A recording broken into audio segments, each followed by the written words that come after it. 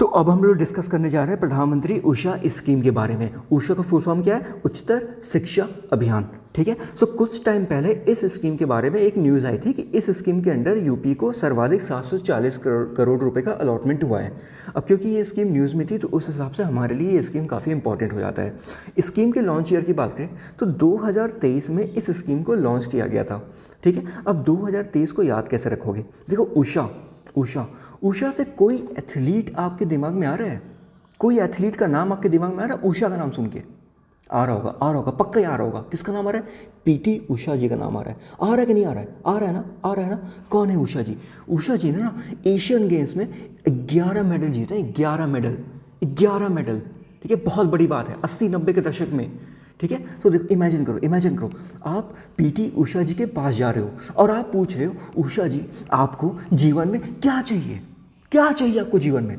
उषा जी बोलेंगी, मुझे मेडल दो, मुझे और कुछ नहीं चाहिए, मुझे कोई पैसा नहीं चाहिए, मुझे कोई फेम नहीं चाहिए, मुझे कोई रिकॉग्निशन नहीं चाहिए, मुझे मेडल दो। क्या दो? मेडल दो। क्या दो? मेडल दो। यू की प्लेस वैल्यू कितनी होती है? 21। ठीक है, कितने हो गए? 23। ठीक है, 23। अब देखो, ये है याद करने का तरीका। देखो, एक बार और इमेजिन करो। उषा से पीटी उषा। आप पीटी उषा के पास जा रहे हो, पूछ रहे हो, उषा जी आपको क्या चाहिए? उषा जी आपको क्या चाहिए? उषा जी बोलेंगी, मुझे मेडल दो, मुझे और कुछ नहीं चाहिए जीवन में, और कुछ नहीं चाहिए। आपको सोचो ना, जो व्यक्ति 80-90 के दशक में 11 मेडल लेके आ रहा है ना एशियन गेम्स में, सोचो कितना गजब का मोटिवेशन लेवल होगा उनका, कितना गजब का होगा। उनको और कुछ नहीं चाहिए, सिर्फ मेडल चाहिए, सिर्फ मेडल दो उनको, सिर्फ मेडल दो। क्या दो? मेडल दो। यू की प्लेस वैल्यू 21, टोटल कितने हो गए? 23। ठीक है। देखो, स्कीम मैं 12 बोल रहा हूँ, स्कीम के ईयर को याद करने की कोशिश मत करो, याद नहीं होंगे। उसको एक बार ना इमेज बना के अपने दिमाग में फिट कर लो, आप कभी नहीं भूलने वाले। ठीक है, याद हो गया? ईयर याद हो गया? कब आया था? 2023 में था। कैसे याद करेंगे? समझ में आ गया? अब देखो, उच्चतर शिक्षा अभियान ऐसा नहीं है ना कि इससे पहले एक कोई और स्कीम नहीं चल रही थी। देखो, इस स्कीम का बेसिकली टारगेट ये है ना कि जो भी स्टेट हायर एजुकेशन इंस्टीट्यूशन है उनको इंप्रूव करना है, उनको स्ट्रेंथन करना। अब इस स्कीम से पहले ना एक स्कीम सेंट्रल गवर्नमेंट और चला रही थी, उस स्कीम का नाम था रूसा, जैसे राष्ट्रीय उच्चतर शिक्षा अभियान। इस स्कीम की शुरुआत हुई थी 2013 में। 2013 में सेकेंड फेज लॉन्च किया गया था 2018 में। ठीक है। और जो प्रायोरिटी दिया गया था इस स्कीम में था वो फोकस डिस्ट्रिक्ट पे दिया गया था। ठीक है। 2013 में रूसा को स्टार्ट किया गया, 2023 में उषा को स्टार्ट किया गया। अगर टोटल बात करें इसकी फंड की, तो टोटल बजट ना लगभग इसका 13,000 करोड़ रुपए का टोटल, लगभग 13,000 करोड़ का टोटल बजट है। लगभग 13,000 करोड़ का बजट है। ठीक है। देखो, हमने 3 फैक्ट्स अभी तक देखे हैं। कब आया था? 2023 में। इससे पहले इस स्कीम रूसा कब लॉन्च हुआ था? 2013 में। ठीक है, 13 में। टोटल बजट कितना है? टोटल बजट है 13,000 करोड़। लिंक कर पा रहे हो? लास्ट में ना सब में 3-3 आ रहा है। एक बार ना दिमाग में सब फिट कर लोगे ना, आप बहुत ज़्यादा चांस है आप ऑप्शन एलिमिनेट करके आंसर ला दोगे। ठीक है। ये सब 12,926 करोड़ सब याद नहीं रहने वाले हैं। ठीक है। अप्रॉक्सीमेटली वैल्यू याद करो, इमेज क्रिएट करो, यकीन मानो कभी भी आप फैक्ट्स को नहीं भूलोगे। समझ में आ गया ना? समझ में आ गया? चलो, बहुत अच्छा। तो लॉन्च ईयर देख लिया। नोडल मिनिस्ट्री की बात करते हैं। Nodal ministry of education. Basic objective क्या है? तो स्टेट हायर एजुकेशन इंस्टीट्यूशन के क्वालिटी को इंप्रूव करना है। याद रखो, स्टेट हायर एजुकेशन की बात कर रहे हैं हम लोग, सेंट्रल हायर एजुकेशन इंस्टीट्यूशन की बात नहीं कर रहे हैं। ठीक है। सिर्फ और सिर्फ स्टेट हायर एजुकेशन इंस्टीट्यूशंस को इंप्रूव करना है, साथ में ट्रांसफॉर्मेटिव रिफॉर्म्स लाने हैं ताकि एम्प्लॉयबिलिटी इंक्रीज हो सके, बेटर हॉस्टल फैसिलिटीज प्रोवाइड करना है। हॉस्टल से ना एक स्कीम आया मेरे दिमाग में, बाबू जगजीवन राम छात्रावास योजना। अब बताओ, बाबू जगजीवन राम छात्रावास योजना कौन से स्कीम का कंपोनेंट है? ठीक है, याद है ना? नीचे कमेंट करना। ठीक है। चलो, सो ट्रांसफॉर्मेटिव रिफॉर्म लाने, एम्प्लॉयबिलिटी इंक्रीज करना, बेटर हॉस्टल फैसिलिटी प्रोवाइड करना है, साथ में new model degree college establish करना। कहाँ करना है? उन डिस्ट्रिक्ट में जहाँ पे कोई गवर्नमेंट या गवर्नमेंट एडेड इंस्टीट्यूशन अभी के लिए अवेलेबल नहीं है। ठीक है, वहाँ पे न्यू मॉडल डिग्री कॉलेज को इस्टेब्लिश करना है, साथ ही में रीजनल इम्बैलेंसेस को करेक्ट करना है।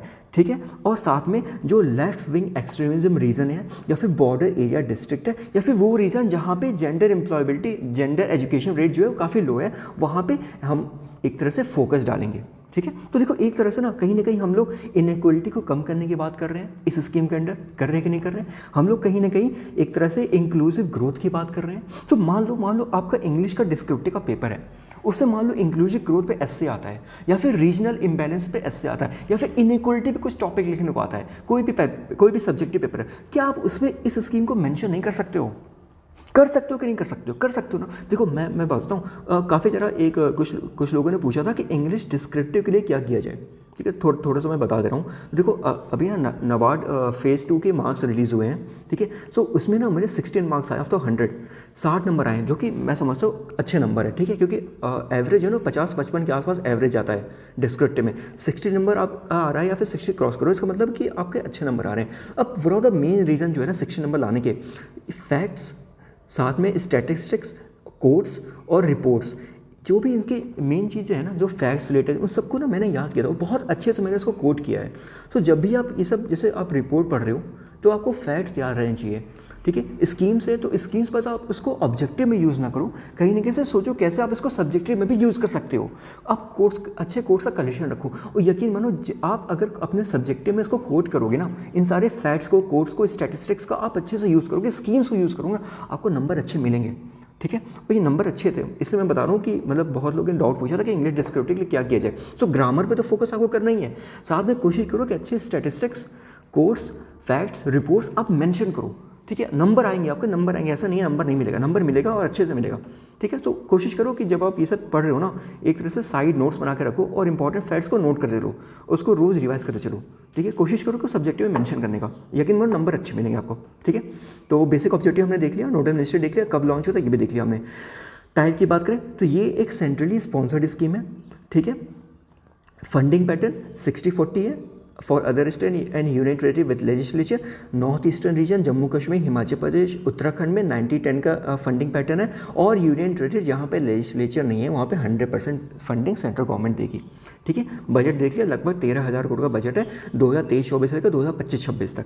ठीक है, फोकस की बात करें, देखो टोटल फोकस जो है वो टीचिंग क्वालिटी और लर्निंग प्रोसेस को इंप्रूव करना है। ठीक है, एक तरह से इनोवेटिव और एडॉप्टेबल करिकुलर को एक तरह से इस्टेब्लिश करना है, साथ ही में फिजिकल और डिजिटल इंफ्रास्ट्रक्चर पे फोकस करना है। साथ में इस स्कीम के अंडर अलायंस किया जाएगा प्रधानमंत्री Madan Mohan Malaviya Pandit Madan Mohan Malaviya national mission on teachers and teaching के साथ एक तरह से अलायंस किया जाएगा, ताकि टीचर्स को ट्रेनिंग प्रोवाइड किया सके और एक तरह से इंप्रूवेबिलिटी और इंक्रीज किया जा सके। ठीक है, साथ ही में ना जो भी नॉन एक्रेडिटेड इंस्टीट्यूशन है उनको एक्रेडिशन प्रोवाइड करना है इस स्कीम के अंडर।